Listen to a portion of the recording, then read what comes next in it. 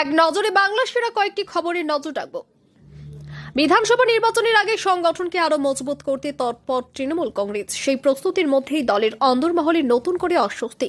সূত্রের খবর, তৃণমূলের কয়েকজন মহিলা সাংসদের মধ্যে মতবিরোধ চরমে পৌঁছেছে। পরিস্থিতি সামাল দিতে এবার সরাসরি হস্তক্ষেপ করতে চলছেন অভিষেক বন্দ্যোপাধ্যায়। মহিলা সাংসদের মধ্যে অশান্তি চরমে। সূত্রের খবর, সম্প্রতি 2-3 জন মহিলা সাংসদের মধ্যে অশান্তি প্রকাশ্যে আসে। ঠিক কী কারণে এই মতবিরোধ বা কারা এর সঙ্গে জড়িত তা এখনো স্পষ্ট নয়। তবে দলীয় স্তরে এই বিষয়টি যে বেশ মাথা ব্যথার কারণ হয়ে দাঁড়িয়েছে তা মানছেন তৃণমূলের অন্দরমহলেরই অনেকেই।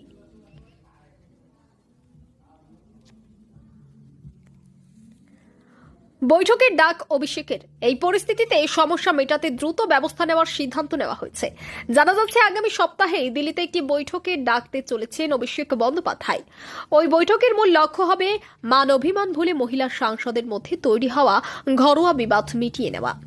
শুধু কোন্দল মেটানোই নয়, এই বৈঠকে একাধিক সাংগঠনিক বিষয় নিয়েও আলোচনা হতে পারে বলে খবর সূত্রের। কারণ আগামী বছর রাজ্যের বিধানসভা নির্বাচন। তার আগে সংগঠনকে আরো শক্তিশালী করা, জনপ্রতিনিধিদের সাধারণ মানুষের কাছে কিভাবে আরো বেশি পৌঁছে দেওয়া যায় সে বিষয়েও আলোচনা হওয়ার সম্ভাবনা রয়েছে। এছাড়া আগামী 16 ডিসেম্বর এসআইআর এর খসড়া তালিকা প্রকাশ হওয়ার কথা। তার পরবর্তী সময় নেতাকর্মীরা কিভাবে মাঠে নামবেন, কিভাবে সাংগঠনিক কাজ এগোবে, সেই রূপরেখাও এই বৈঠকে ঠিক হতে পারে বলে সূত্রের খবর। কাঁথের প্রাথমিক শিক্ষক ও আরএসএস কর্মী অনিমেষ গিরি রাজ্যের বিরোধী দলনেতা শুভেন্দু অধিকারীর বিরুদ্ধে মোট 2.40 কোটি টাকা নেওয়ার অভিযোগ তুলছেন। চাকরি ও সাংসদ করার প্রতিশ্রুতি দিয়ে নেওয়া টাকার মধ্যে 2.10 কোটি ফেরত না দেওয়ার তিনি রাজ্য বিজেপি সভাপতি শ্রমিক ভট্টাচার্যের কাছে লিখিত অভিযোগ জানিয়েছেন। হুমকি ও তৃণমূলের লোক অপবাদ পাওয়ার দাবি করে অনিমেষ হুঁশিয়ারি দিয়েছেন, জানুয়ারিতে শুভেন্দু অধিকারীর বাড়ির সামনে ধর্ণা দেবেন। তৃণমূল এই ঘটনা নিয়ে বিজেপিকে নিশানা করেছে। খসড়া তালিকা প্রকাশের আগের দিন ক্যাম্প করে নথি জমা নিচ্ছেন বিএলও, জানিয়ে রীতিমতো চাঞ্চল্য ছড়ায় ডানকুনি পৌরসভার 20 নং ওয়ার্ডের মাথুরডাঙ্গি এলাকায়। এদিকে আবার এই এলাকায় খসড়া তালিকা প্রকাশের আগেই নাম বাদ যেতে পারে এমন সম্ভাব্য তালিকা প্রকাশ করেছে তৃণমূল। বিএলও কেন ক্যাম্প করছেন, কেন আবার নথি জমা নেওয়া হচ্ছে, কেনই বা খসড়া তালিকা প্রকাশের আগে লিস্ট টাঙ্গানো হলো, এইসবের কোনো সদুত্তর দেয়নি সংশ্লিষ্ট বুথের বিএলও সন্ধ্যাধারা। আর পত্রপাঠ অভিযোগ অস্বীকার তৃণমূল নেতৃত্বের। ইতিমধ্যে এসআইআর এর ফর্ম পূরণ বা ফর্ম জমা নেওয়ার প্রক্রিয়া শেষ হয়েছে বাংলায়। 16 ডিসেম্বর অর্থাৎ বুধবার প্রকাশিত হবে খসড়া তালিকা। তার আগে কাদের নাম বাদ পড়েছে একটি তালিকা তৈরি করে সেই লিস্ট দেওয়ালে সাঁটানোকে কেন্দ্র তৈরি হয়েছে জল্পনা। এমনকি ওই এলাকায় সংশ্লিষ্ট বিএলও জমা নিচ্ছেন একাধিক নথি জানিয়েও তৈরি হয়েছে ধোঁয়াশা। সংবাদ মাধ্যমকে খবর করতে বাধা দেওয়া হয়, খবর সংগ্রহ করতে বাধা দেন এলাকার তৃণমূল নেতা সৈয়দ নাজিবুর রহমান। খসড়া তালিকা প্রকাশের আগের দিন বিএলওর ক্যাম্প ও তালিকা প্রকাশ নিয়ে শুরু হয়েছে রাজনৈতিক চর্চা। তালিকা দেখতে সেই এক যুবক বলেন, আমাদের নাম এসেছে কিনা দেখতে এসেছিলাম, আমার আর মায়ের নাম আসেনি। নাজিবুর লিস্টটা টাঙ্গিয়ে দিয়েছিল। এই লিস্টে যাদের নাম আসেনি তাদের তথ্যে ভুল আছে। সিপিএম নেতা মনোজ গাইনের অভিযোগ, এসআইআর স্বচ্ছভাবে হয়নি, তৃণমূল কিভাবে তালিকা প্রকাশ করলো। আগামী 22 তারিখ নতুন দল ঘোষণা করবেন হুমায়ুন কবির। আগেই তিনি জানিয়েছিলেন বহরমপুরের টেক্সটাইল মোড়ের কাছে মঞ্চ করে সেখান থেকে নিজের দল ঘোষণা করবেন। তবে এবার সেখানে তৃণমূল সভা করবেন বলে জানিয়েছে। এবার এই নিয়ে তীব্র অসন্তোষ প্রকাশ করলেন হুমায়ুন। এদিন হুমায়ুন বলেন, 22 ডিসেম্বর বহরমপুর জেলা তৃণমূলের সভাপতি বহরমপুর টেক্সটাইল কলেজ মোড়ে একটি সভা করবেন বলে অনুমতি নিয়েছেন। কি কারণে অনুমতি নিয়েছেন, কি সভা করবেন সেটা এখন কিছু বলছি না। এরপর তিনি বলেন, যতক্ষণ পর্যন্ত নো অবজেকশন সার্টিফিকেট পাচ্ছি সভাস্থলের ততক্ষণ আর সামনে বলছি না। তবে বহরমপুরে যা যানজট হয় সেই বিষয়টি ভেবে সভা অন্যত্র করার চিন্তা ভাবনা রয়েছে। হুমায়ুন বলেন, 22 তারিখের সভা হবে, আমি যা আশা করছি আর থেকে বেশি লোক হবে। অন্যান্য জেলা থেকেও আমার সঙ্গে যোগাযোগ করছে। এরপরে তিনি অভিযোগ করে বলেন, তৃণমূলের জেলা সভাপতির রাজ্য নেতৃত্বের উপর আমার কোনো ক্ষোভ ছিল না। আমার জেলার নেতৃত্বাই আমাদের বিরুদ্ধে ষড়যন্ত্র করেছিল, তারাই এখন আমার সভার বানচাল করার চেষ্টা করছে। এখানে উল্লেখ, বাবরি মসজিদ নিয়ে আগে থেকেই দলের সঙ্গে দূরত্ব বেড়েছিল হুমায়ুনের। তৃণমূল তাকে সাসপেন্ড করে, এরপর নতুন দল ঘোষণা করেন তিনি। আগামী 22শে ডিসেম্বর তার দল তৈরি হবে বলে জানান। সেই মতো বহরমপুরের টেক্সটাইল মোড় বেছে নেন তিনি। হাওড়ার উদয় নারায়ণপুরের কানপুর গ্রাম পঞ্চায়েতের তৃণমূল উপপ্রধান সুশোভন শেঠকে মারধরের ঘটনায় তদন্তে গিয়ে কুকুরের কামড়ের শিকার হলেন পুলিশ আধিকারিকরা। অভিযোগ, এক বিজেপি কর্মীর বাড়িতে তল্লাশি চালাতে গেলে পরিবারের সদস্যরা তদন্তে সহযোগিতা না করে উল্টে পুলিশ কর্মীদের উপর কুকুর লেলিয়ে দেন। এই ঘটনায় শুক্রবার রাতেই দুজন বিজেপি কর্মীকে গ্রেপ্তার করেছে পুলিশ। ধৃতদের বিরুদ্ধে মারধর সহ একাধিক ধারায় মামলা রুজু করা হয়েছে। পুলিশ ও স্থানীয় সূত্র মারফত জানা গিয়েছে, শুক্রবার বিকেল কানপুরের মানিকুড়া এলাকায় পুলিশের অনুমতি ছাড়াই একটি সভার আয়োজন করে বিজেপি। পুলিশ সেই সভা বন্ধ করে দেওয়ার পর সেই ক্ষোভ গিয়ে পড়ে তৃণমূলের বিরুদ্ধে। অভিযোগ, সেই সময় সভাস্থলের কাছ থেকে কিছু কর্মী সমর্থকদের নিয়ে যাচ্ছিলেন তৃণমূলের উপপ্রধান সুশোভন শেঠ। তখনই ক্ষিপ্ত বিজেপি কর্মীরা তাকে বেধড়ক মারধর করেন। অভিযোগ, তাকে রাস্তায় ফেলে লাঠি, রড এবং শাবল দিয়ে আঘাত করা হয়, যার ফলে তিনি রক্তাক্ত অবস্থায় মাটিতে লুটিয়ে পড়েন।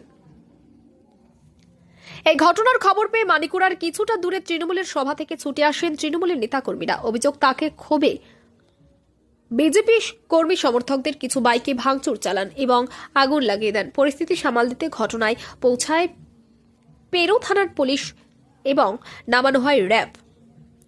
ভোটার তালিকা সংশোধনের জেরে নিজের বিধানসভা কেন্দ্র থেকে প্রায় 63,730 জনের নাম বাদ পড়তে পারে। কমিশন সূত্রে এমন ইঙ্গিত মিললেও আত্মবিশ্বাসে কোনো ঘাটতি নেই উত্তর কলকাতার মেয়র তথা রাজ্যের মন্ত্রী ফিরহাদ হাকিমের পরিবার।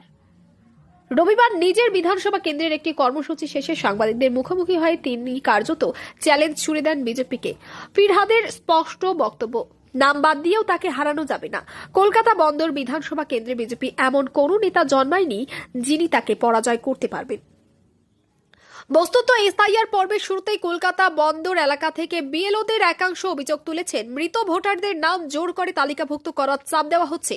সেই সঙ্গে প্রাণনাশের হুমকিও কথাও উঠে আসছে।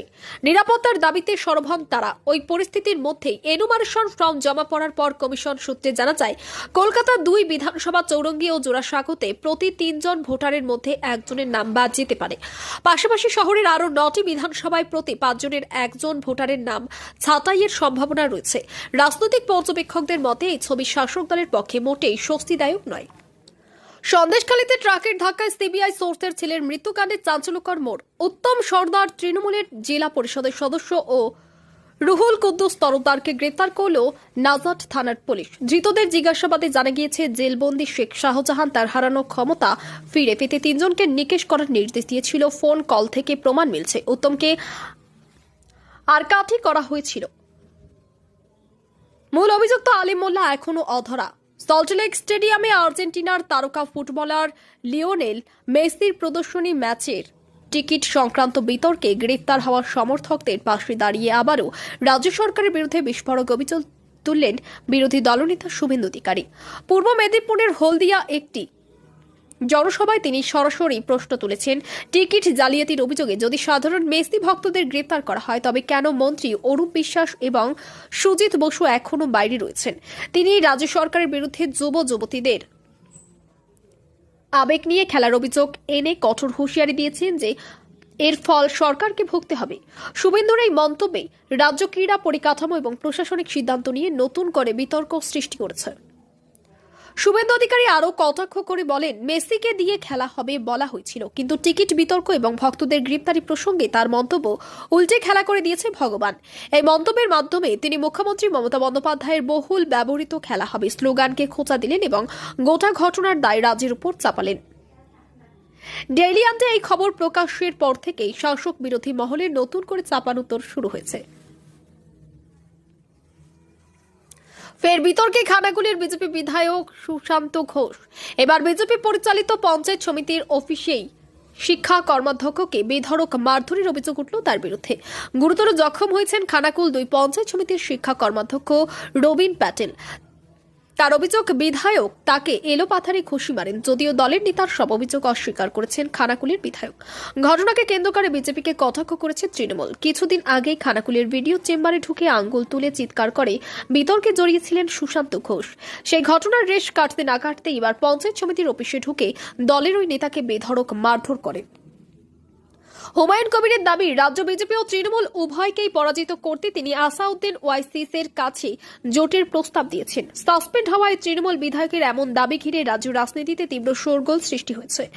অনেক বিশেষজ্ঞদের মত, এই জোট সত্যি হলে আসন্ন বিধানসভা নির্বাচনে তার গভীর প্রভাব পড়তে পারে। বিশেষ করে মুর্শিদাবাদ জেলায় তৃণমূলের পক্ষ থেকে জয়লাভ করা কঠিন হতে পারে। বেলডাঙ্গার 12 নম্বর জাতীয় সড়কের পাশেই এই মসজিদে শিলান্যাস করবেন হুমায়ুন কবির। সকাল থেকেই সেখানে চোখে পড়ার মতো ভিড় লক্ষ্য করা যায়। স্থানীয়রা সারি সারি ইট এনে মসজিদের জন্য দান করেন। মঞ্চে বক্তব্য রাখার সময় হুমায়ুন হাইকোর্টের নির্দেশকে হাতিয়ার করে কড়া বার্তা দেন। তিনি বলেন, এই মসজিদের ইট কাউকে খুলতে দেব না, দেখি কে হিম্মত দেখায়। তিনি আরো স্পষ্ট করে জানান, আমরা ধর্মের প্রতি আস্থাশীল, অন্য ধর্মের প্রতি শ্রদ্ধাশীল। তবে কেউ যদি এই মসজিদের ইট খুলতে আসে, শহীদ হব, তাও একটা ইটও খুলতে দেব না। মুর্শিদাবাদের মাটিতে অন্য রাজা এসে কেউই ইট খোলার চেষ্টা করলে হতে দেব না।